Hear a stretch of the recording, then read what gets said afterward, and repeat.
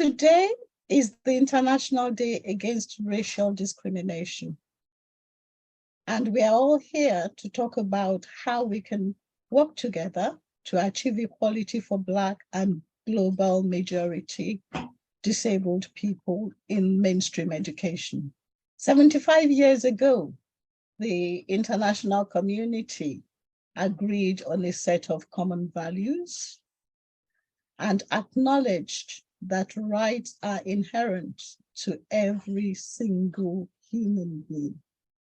These rights are enshrined in the Universal Declaration of Human Rights, UDHR, and the UDHR states that everyone is entitled to all the rights and freedoms without distinct of any kind, such as race and color.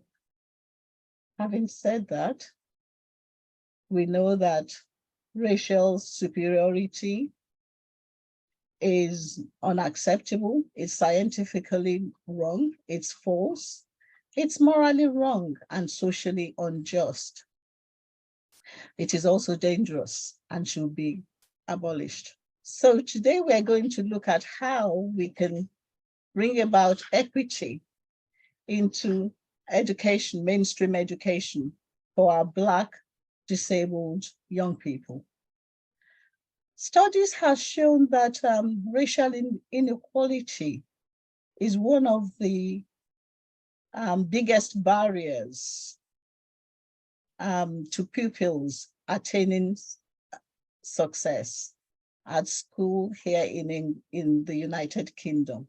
The system is racially unequal, and therefore it creates what we can call disadvantages for our Black and global majority. And this is as a result of a number of issues. I'll just touch on some. For example, a third of pupils in both primary and secondary are from the Black and global majority background. However, only 6% of head teachers are from this community. What does this tell us? And what impression will this be giving to our young people? This is risky because pupils from this background will feel that they are unable or less suited to leadership roles than their white counterpart. Therefore, we need more Black and global majority people in leadership position. Also, we need white people, we need white leaders, white activists, white teachers to be anti-racist, because we can't leave it to us alone to fight the battle. The Guardian, I read, found that in many local authorities, Caribbean children are 6 times more likely to be excluded than their white counterparts, with Black Caribbean girls being twice as likely to be excluded than the white girls. Further investigation needs to be carried out. More work needs to be done into this, because there is the need to investigate how race intersects with other factors like socioeconomic, disability, or even location. Finally, on that, we also find out that the racist language of white pupils in school tend to discriminate against Black children as well as Black disabled children.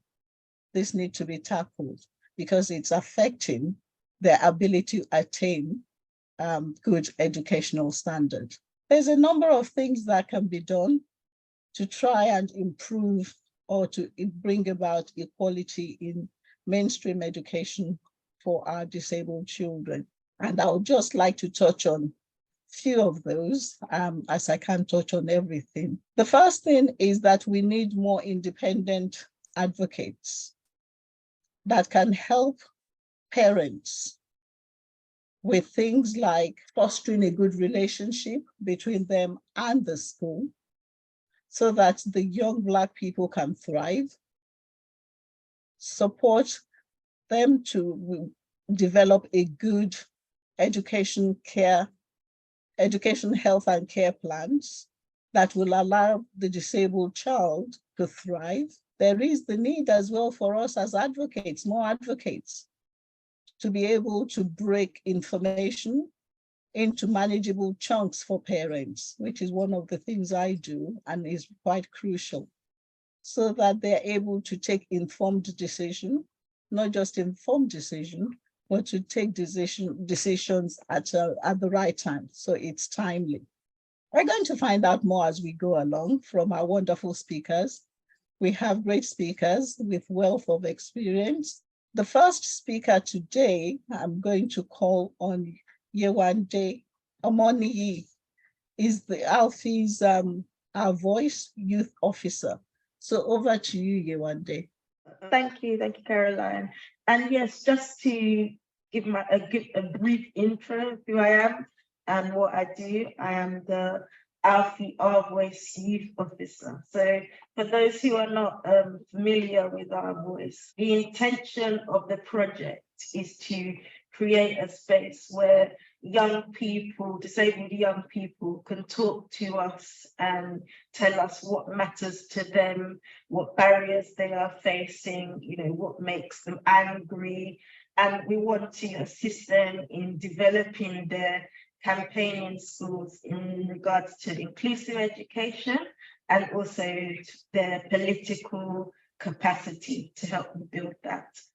Just to speak briefly today about the International Day of Racial Discrimination and what I discovered, our chair has already touched on some of it, but through my own research, what I found is that to speak from the point of view of young Black disabled people, many of them face multiple barriers of disability discrimination, racial discrimination during their time in education.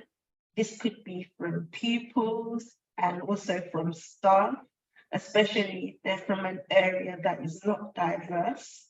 We know that many parents of Black disabled children and young people face negative racial stereotypes, such as being aggressive, disruptive, loud.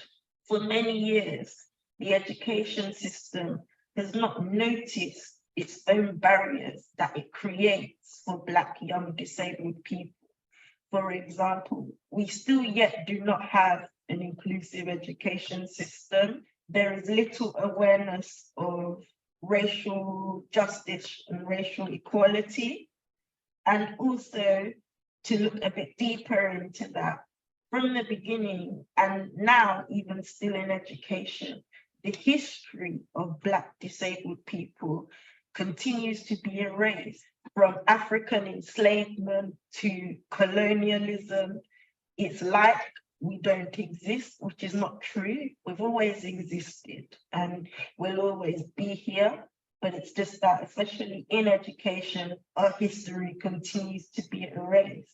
If you're a Black disabled child or a Black disabled young person, and you're constantly not hearing about Black disabled activists or, important Black disabled people, what does that do for a Black young disabled person's sense of identity? Because you're not hearing about people that look like you or have the same experiences as you. You may feel very isolated. And also, as our chair touched on, we need, for the next generation, there is currently a lack of Black disabled leaders in our movement.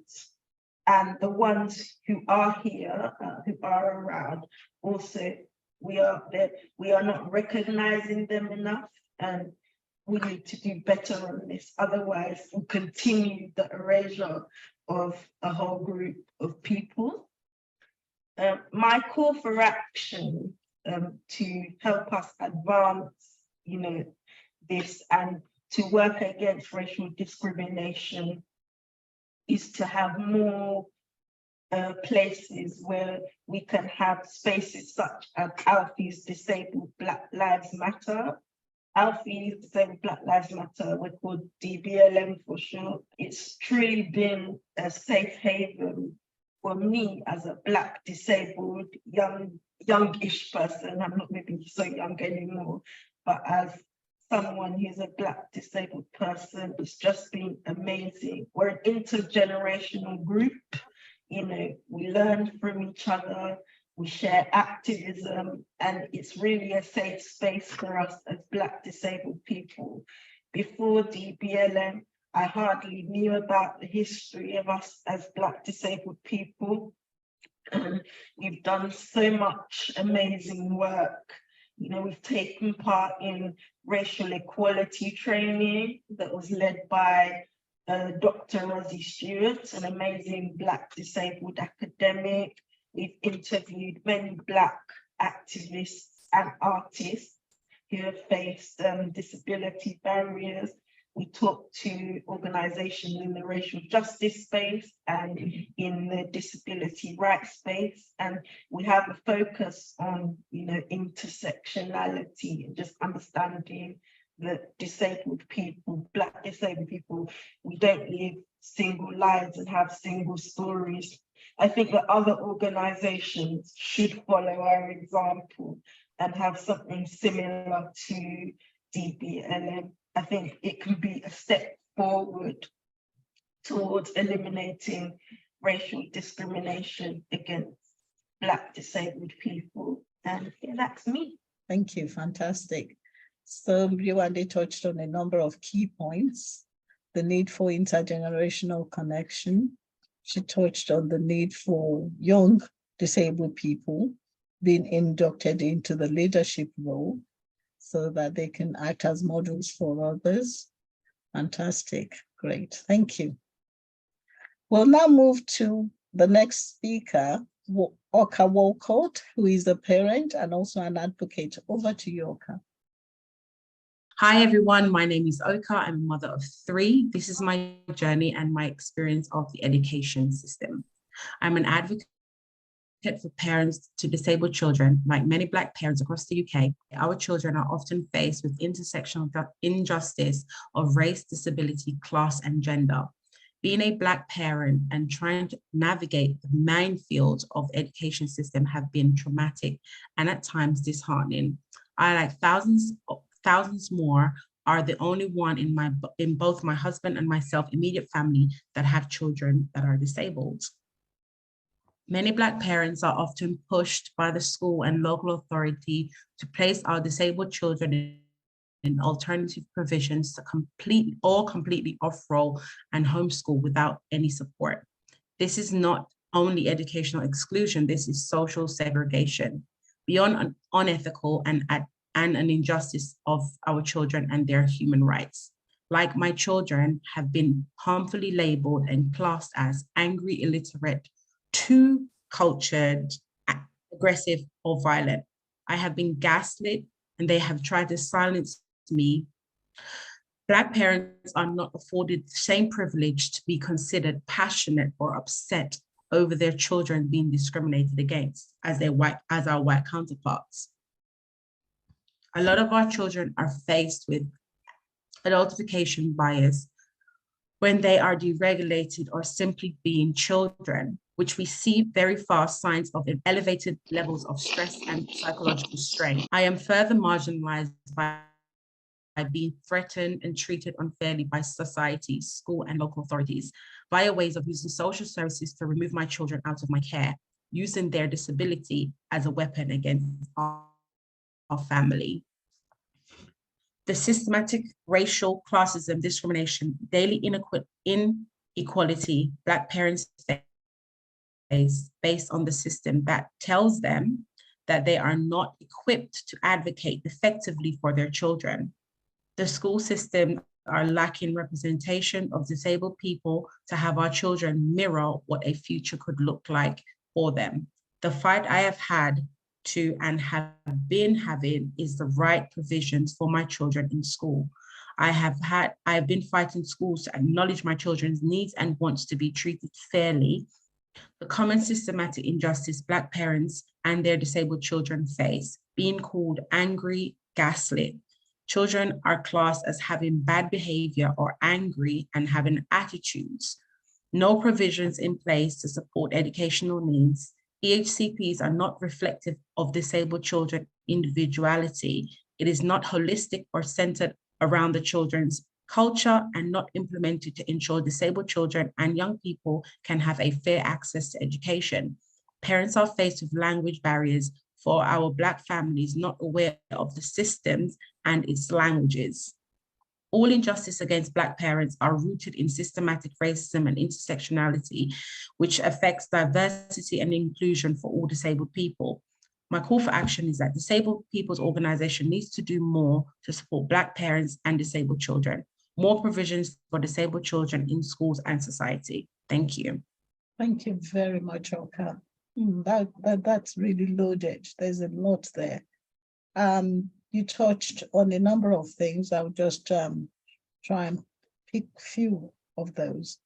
Attitudes towards disabled Black children as well as their parents, lack of accommodating their cultural needs, which is key. You talked about language as well, that is being used. Things like angry Black parents, that sort of thing.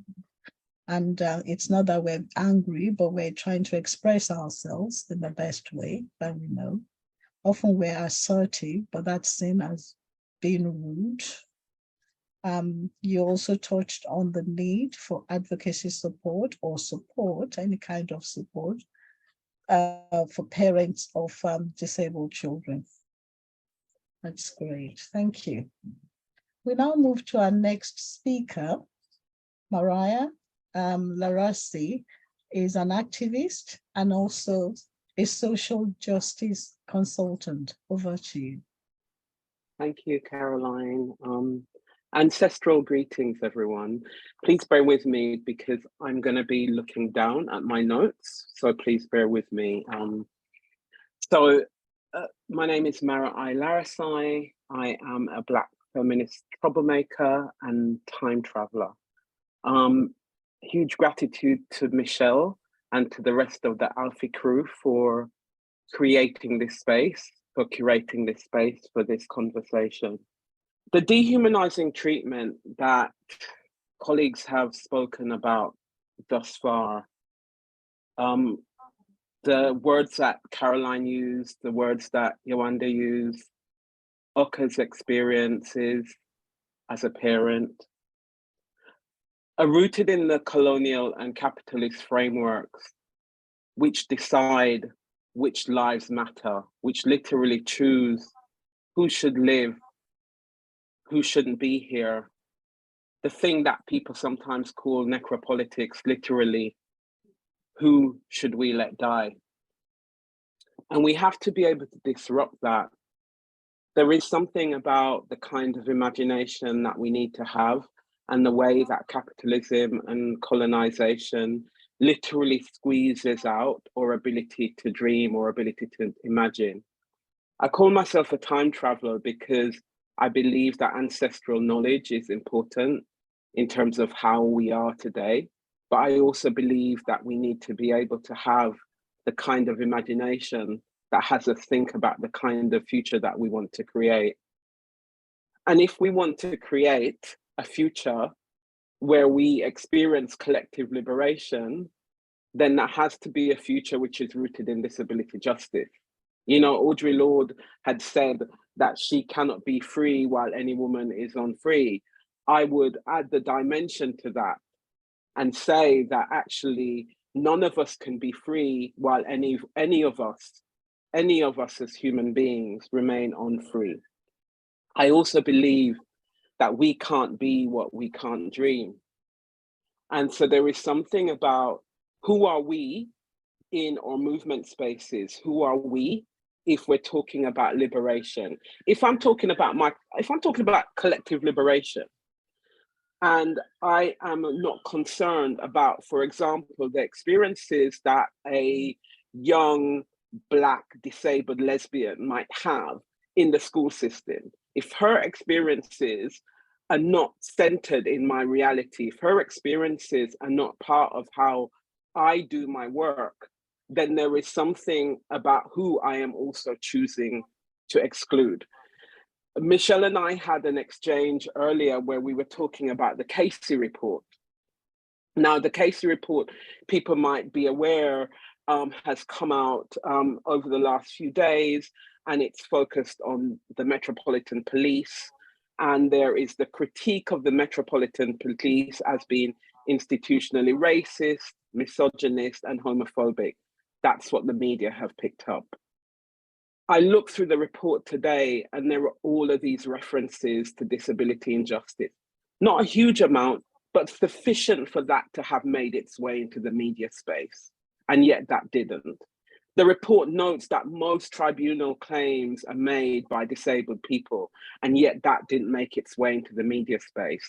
And that says something about whose lives become a priority, even, and also the separation, right? This idea that you can pick off equality groups, that you can pick off justice groups. It is the most unintersectional way that we can approach the work. So we have to have the entry point where we're saying, what does this mean for those human beings that are subjected to multiple intersecting oppressions? What does that mean for Black disabled folk? What does that mean for a Black person who is young? What does that mean for a Black person who is queer? So my call for action is this: it's solidarity across movements.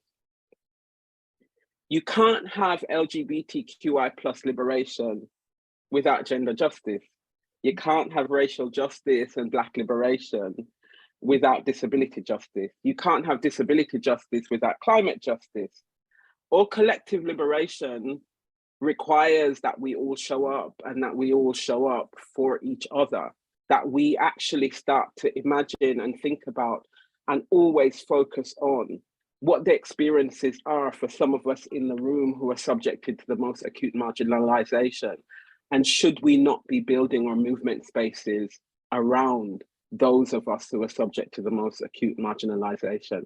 And for us, that means our Black communities need to be in conversation all the time about how we have fallen into the colonial patterns also around disability injustice. So that's me for the moment. Back to you, Caroline. Thank you very much, Mariah. That's loaded as well. You talked about the need for social justice, intersectionality, that's very important. A friend of mine said to me years ago, we were having a conversation, and she said, Caroline, you know something? You can't separate my Blackness from my deafness. Let's hold on to that. We'll come back. Our last speaker for this morning is Tasmin Hassan, who is Alfie's trustee and also the co-chair of Disabled Black Lives Matter, and also a PhD student. Over to you, Tasmin. Thank you, Caroline, and it's really, really great hearing from all the other panelists as well. So thank you, Alfie, for letting me be a part of today when marking International Day Against Racial Discrimination, with this discussion being about how can we work to achieve equity and justice for Black and global majority disabled people in mainstream education, and thinking about the intersect of poverty, ableism, and racism. So like Caroline introduced me, I'll be speaking from my experience as a trustee of Alfie. I'll be speaking from my experience as one of the co-chairs of Disabled Black Lives Matter, on top of like kind of 7 to 8 years of student activism. And I'll also be talking about my experience as a researcher who is looking at the intersection of disability and race, which focuses on how Black and global majority disabled people navigate their intersecting identities.